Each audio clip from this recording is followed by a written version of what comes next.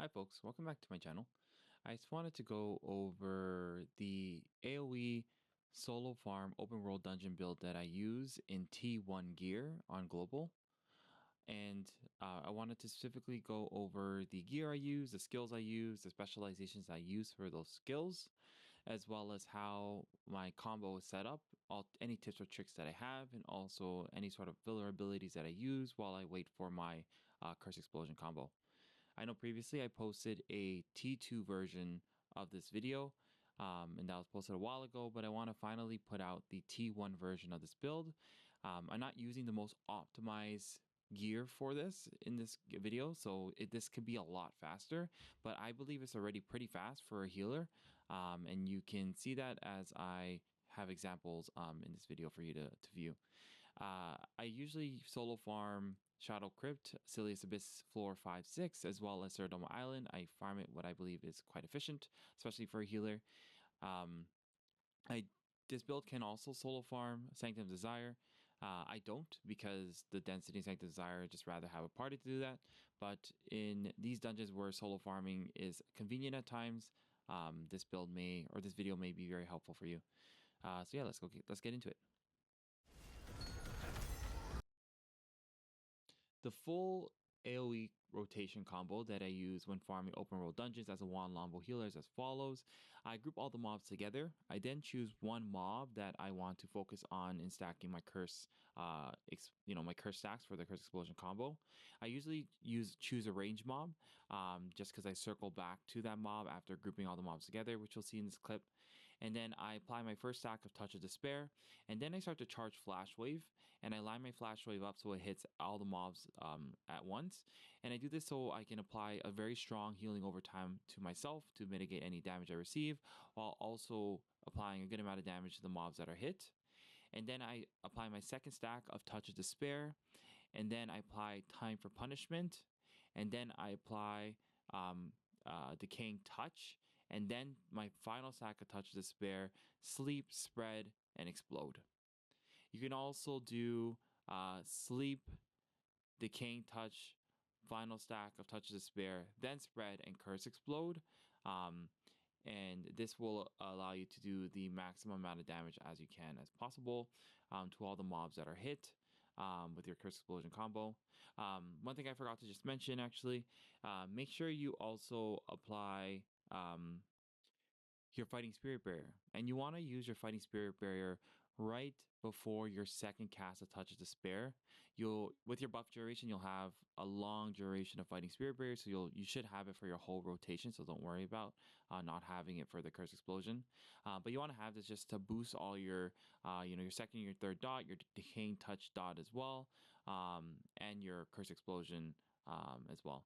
And then you can use it when you use this for your decisive sniping. Your decisive sniping damage will also be boosted after your Curse Explosion, and that will just help you clean up some mobs that remain. When it comes to AoE Ray of Disaster, there's not really a exact spot you want to place this within your rotation, other than using it when you have Fighting Spirit Barrier up. And this is mainly because Ray of Disaster is an ability that continues to go off while you're using other abilities simultaneously, so you don't have to fit it in a specific spot in your rotation. Just use it when you have Fighting Spirit Barrier already active, and use it as a filler ability. So while you're waiting for your Touch of Despair cooldown, you can use not Fighting Spirit Barrier, but AoE Ray of Disaster. The same thing applies with Decisive Sniping. You could use Decisive Sniping as a filler ability as well while you're waiting for your Touch of Despair cooldown too. Sometimes it gets a little hectic and you might not have the time to use your filler abilities, and you might just be hyper focused on getting your combo down. But once you get more comfortable, you'll find it a little bit easier to know when to use those filler abilities like Decisive Sniping and Ray Disaster in between your Touch of Despair cooldowns while you're waiting for them. To ensure you're farming as fast as possible, always use Chaotic Shield as your block and block any Fury ability from mobs as much as you can. This will allow you to spam your Touch of Despair as quickly as possible, and even possibly get another Decaying Touch in, just to explode as quick as you can. So it speeds up your combo. And this is why at times, as you can see in this video, there's times where I can't use Decisive Sniping as a filler ability because I've already applied so many Touch of Despair, either from Chaotic Shield blocking, because Chaotic Shield also spreads stacks of Touch of Despair, or just from the cooldown of Touch of Despair being decreased from Chaotic Shield blocking. So ideally, you want to perform your Curse Explosion combo within 10 seconds of starting it, 10 to 15 seconds of starting it. And this is very easy to achieve just by practicing your perfect blocking against the mobs, or just blocking in general against the mobs, and not being scared to stand there and take those blocks, just so you can spread instant stacks of Touch of Despair. And then all you need to do in that instance is sleep, time for punishment, decaying touch, spread, Curse Explosion, with your fighting spirit barrier up as well. Here's a perfect example of that really quick and short Curse Explosion combo.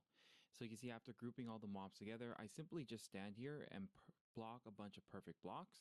And then once I block enough, I use my Curse Nightmare, my Decaying Touch, Time for Punishment, I spread, and then I Curse Explosion. And as you can see, it's just the mobs are quickly deleted. And then I Decisive Sniping, I Limit Break, which is a different way of setting up your skill build here. And then I use the other stronger version of Decisive Sniping again as a follow-up. And then I just clean the mobs up afterwards. And if you're wondering, yes, those two weirdos did kill me as I was recording this video, but enjoy, as my dots killed them anyways, because they jumped me as I was spreading my Curse Explosion for the combo. Goodbye.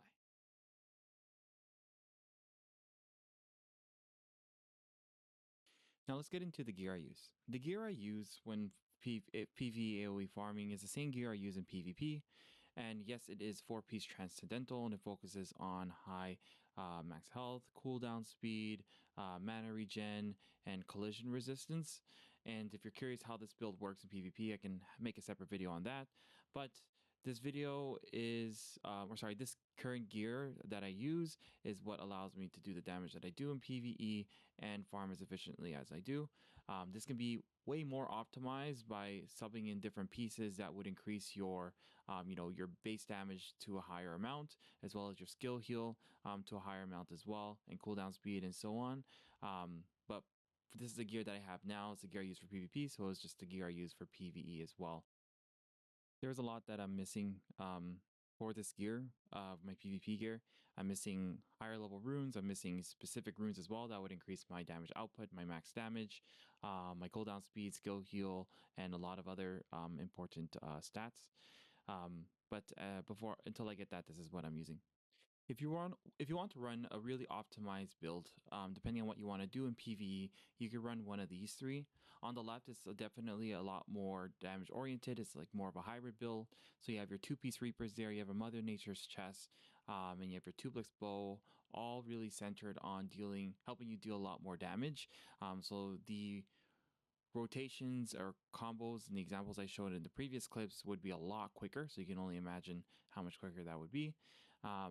And then on the right side are a lot more healing focus, which would help you in, pushing really high challenge modes dungeons if you're into those, pushing high challenge modes dungeons and going for those high rankings. This will help you do the highest amount of healing output that you can, while also having really high base damage too, which helps for healing and, just overall damage if you're doing just AoE PvE as well. So yeah, these are some options that I'd consider. I personally am going for the pieces that I'm missing for the Excavator Wand build to the far right, which is more healer focused. So there are two ways to set up your skill bar when you're AoE solo farming these open world dungeons. I'll show you both ways. I use the second way, which uses Limit Break, but there's also just a normal version that uses Nature's Blessing. Just really depends on preference and how comfortable you are with farming solo, while farming solo in these open world dungeons. So the first one is this. You have Chaotic Shield, of course. Always use Chaotic Shield. You have Touch of Despair, Decaying Touch, Decisive Sniping. You have Curse Nightmare. You have Flash Wave, Curse Explosion. You have your Swift Healing. It's the only heal you need and I use when AoE solo farming. You have Fighting Spirit Barrier. You have Ray of Disaster, Time for Punishment, Karmic Haze, Nature's Blessing. And then these are the passives that just pretty much stay the same. And then if you want to use the Limit Break version of this build, all you do is take out Nature's Blessing, you put in Blitz, and then you remove cooldown from Ray of Disaster, the effect duration from Fighting Spirit Barrier, and also consecutive use on your Swift Healing. And you put those all into Blitz. And then this is how you get the Blitz version of this build. And yes, even without the third heal, I'm still quite fine farming solo in these open world dungeons with just the double cast from Swift Healing, as you can see in the clips I've shared. Or the last clip I shared on how to do a quick version of the Curse Explosion combo. So that's pretty much it.